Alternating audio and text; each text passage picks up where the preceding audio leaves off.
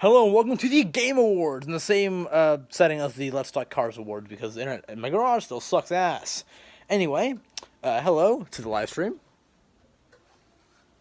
Ubuntu, motherfuckers. Ubuntu. Ooh, yeah. No, so we're talking about the Game Awards. So if you guys didn't watch Let's Talk Cars Awards, I basically did a pair of the Oscars and the Razzies at once.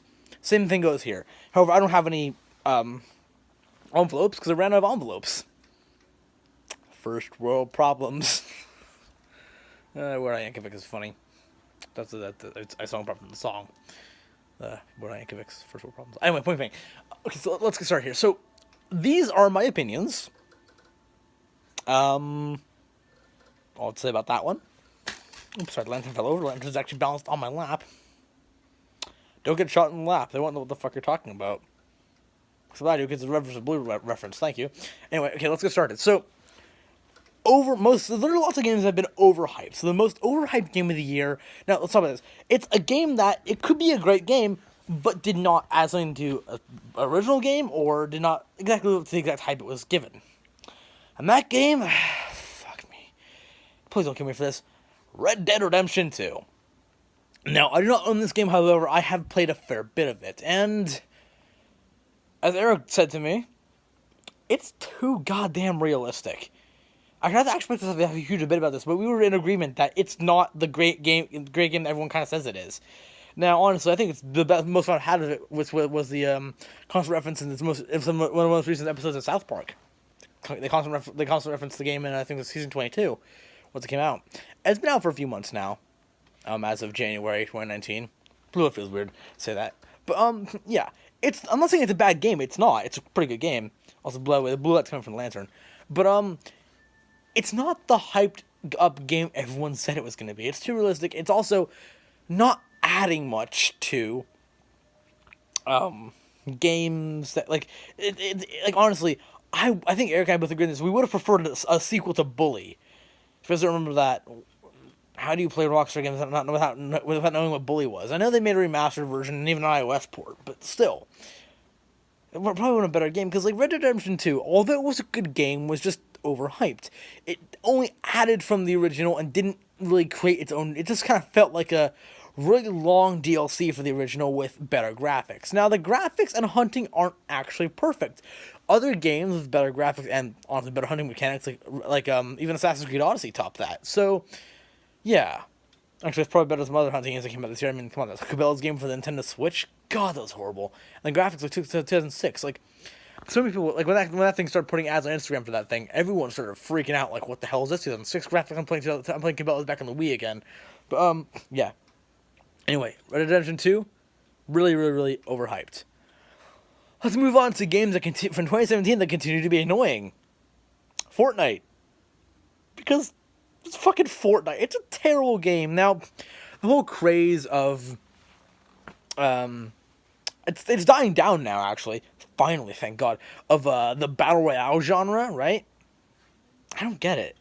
Fortnite's the first Battle Royale game. There was a Battle Royale mode in Major League Baseball 2016, the show, for the PS4. It was online-only mode, but it was called Battle Royale, and that's actually what it was. Now, the whole Battle Royale craze, though, it's infected other areas. Most annoyingly, it's been replacing the story mode in the most recent Call of Duty, Black Ops 4. And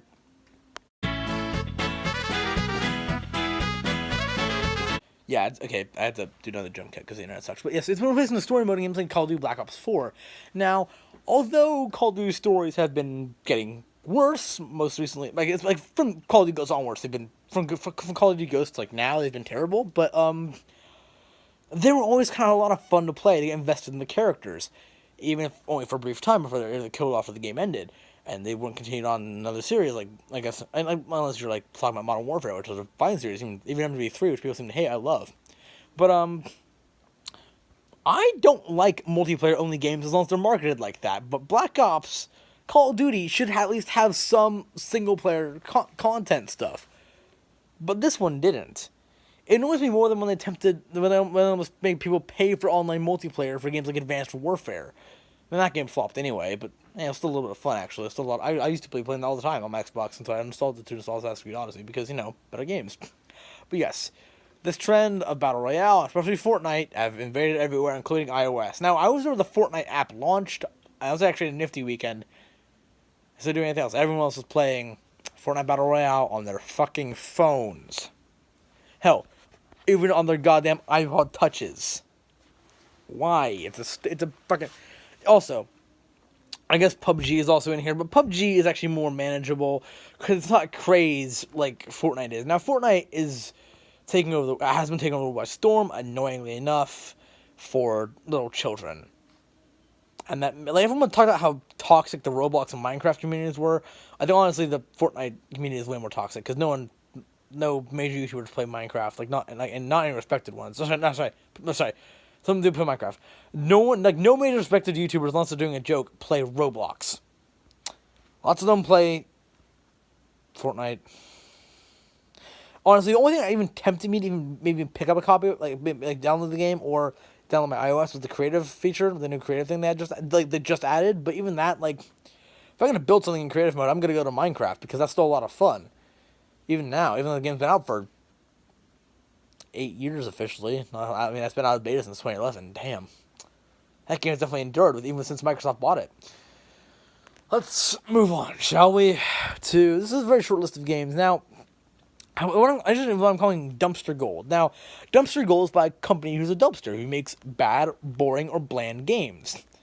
Now, when you think about companies that make the same games every single year and also ruin franchises, what do you think of? EA Games, you're right. They make the same fucking soccer or football games and NFL Madden games every single year. Just updating, maybe adding a new game mode once in a while and updating the rosters. Great innovations, guys. Great job. But they also make Battlefield. Anyone? They've let microtransactions get the best of them. Now, these guys at EA used to make the James Bond games, the good ones. Okay, excluding GoldenEye 007, that was made by Rare, and that was amazing, the original one. And the new one, everything since 2006 onward has been made by Activision, and they kind of fucked the license over 007 Legends. But anyway, Nightfire, Agent of Fire, oh god, those games are amazing. But that's not all they made. They also went on to ruin Star Wars Battlefront. Twice! Although, to be fair, the DS game, Star Wars Battlefront, was maybe a bit worse, but, it's a DS port, so you know what? Screw it. However, they also made games like Need for Speed, which, after Most Wanted until 2017's Need for Speed Payback, was absolutely terrible. Rivals in the original Need for Speed reboot? Stupid. Stop that. Make good games. Ghost Studios with EA should be a perfect match. Criterion was. They made great games. Need for Speed Most Wanted. Hell, even the Wii U port worked out fine. And then, there's one franchise that's not had a game, apart from a mobile game, for 10 whole years. People, this franchise was on the PlayStation 2 and 3, and was an Xbox and Xbox 360 classic. It was never really available on the Xbox One, which kind of pissed people off. And it's definitely not on PlayStation Share, or PlayStation Now, the backwards compatibility system they have, the streaming one. Stupid anyway. But the EA kind of seemed to forget this game seriously even existed for a while. I'm talking about Burnout. I know this game's a remastered game, but Burnout Paradise Remastered 2018 is absolutely brilliant. Now, Bethesda, 2 years ago, made Skyrim Special Edition, a really shitty remastered game. I mean, Skyrim itself, as I said in the review, is a fine game, but they didn't really add much to it in the remastered version. Burnout Paradise Remastered, on the other hand, absolutely does. New cars, new content, better AI, by the way, the graphics engine, complete overhaul. Everything looks stunning. That's what a reboot or remastered version absolutely should be. But now the annoying part comes with this. Since they've added a new entry to the franchise, technically, people have gotten interested in the franchise again. And they haven't made an announcement that they aren't making more games, and doing this is going to make people start demanding more games, EA. So if you don't fucking deliver and give us another Burnout game, I will flip. I never actually got to play Burnout on the 360. I got it for the one, and I am hooked. It's an amazing game. I've actually been flip-flopping between that and Need for Speed Payback, another game I'm going to be doing a review on. Actually, I've been doing both these reviews in 1080p, so it took me a while to make them. But I've been flip-flopping back between the two games, and they're both great. EA, you need to reboot. Or not you need to reboot the franchise and give us a new Burnout game because it's amazing. Also, for once in a game, a kick-ass soundtrack. From classical music to actually good rap to rock to acapella Green Day covers, 90 tracks of pure amazingness. But now we get to the best game of the year. I'm actually going to say, but it's a golden controller. I spray painted this thing golden. Guess what? It actually still works, even with spray paint on it. Best game of the year, and this is the worst game of the year. Get it? Because it's a third-party controller. $10. I don't think it still works anymore. It's a PS4 controller, third-party joke. Anyway, point being, worst game of the year. So off with that. This is not the worst game of 2018. It's the worst game I played in 2018 for my channel. What was that? No, it's a squirrel. Whatever. Only just didn't say it. I've got very good hearing, so I can hear shit. So, anyway, point being, so yeah, it's the worst game I played on my channel this year. And you can probably, I almost give the award to Race the Sun, actually. But no. Playing Burnout, or actually, maybe remember the first review I did in the new format. It's a plane. And that is Stuntman Ignition. Because of course it is. It's a shitty Burnout ripoff, and we all know it. It's just terrible. Not open world like Burnout Paradise. The graphics are insultingly poor. And the fact that it was a port even made available on the Xbox One just baffles me. And I actually think I released a video on it. My first review in the new format called Fuck. I think it's called Fuck Stuntman Ignition. It was bad. It was just bad. Not like E.T. for the Atari bad, but come on, it's an Xbox 360 Burnout game style thing. It should be the easiest thing to make in the world, but nope, they went and fucked it up. And it's the best game of the year. Many of you will be surprised to find out that it's not Forza Horizon 4, because that game was not overhyped like Red Dead 2, but also it's not boring after a while, but the game was a bit repetitive. I still play the game, still love it. Especially since I found out how to do easy drifts, and Eric actually said he loved my drift build, which is pretty damn cool. As far as I'm concerned, he's the only person I know actually knows how to do proper drifting in Forza, which is kind of cool. Anyway, my drift Camaro. Anyway, the actual Game of the Year award goes to a game that got me interested in this franchise again. I think got everyone to play interested in this franchise again, and honestly, came out around the same time as Red Dead Redemption 2. Actually, I was given a choice to either buy this one £15 out of England or Red Dead Redemption 2 £15. I think I made the right choice.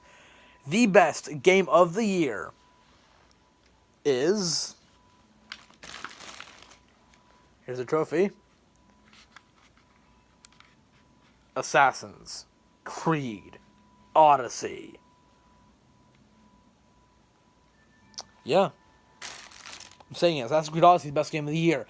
I have not stopped playing that apart from Burnout. Okay. Until I got Burnout, I played that game flat out for like 4 weeks. That game was absolutely stellar. Still is. I've been about 8% of the way through the story. I'm not going to give up after that. I almost finished the Assassin's Creed game for once. I think the only time I finished the game before that was Syndicate. But I'm going to be 100% in this game. This game's so much fun. Even once I hit level 50, I'm going to go all the way through. This game is brilliant. Also, hell, I want to get the good ending. I want to save everyone. So I've gone onto IGN. I've been following a step-by-step guide. Because if you fuck up one choice, your whole path is ruined. So I'm actually now convinced I killed Phoebe because I didn't send her home. Which makes me really sad. But, there are cars down there. Huh. Anyway, yeah. I don't know.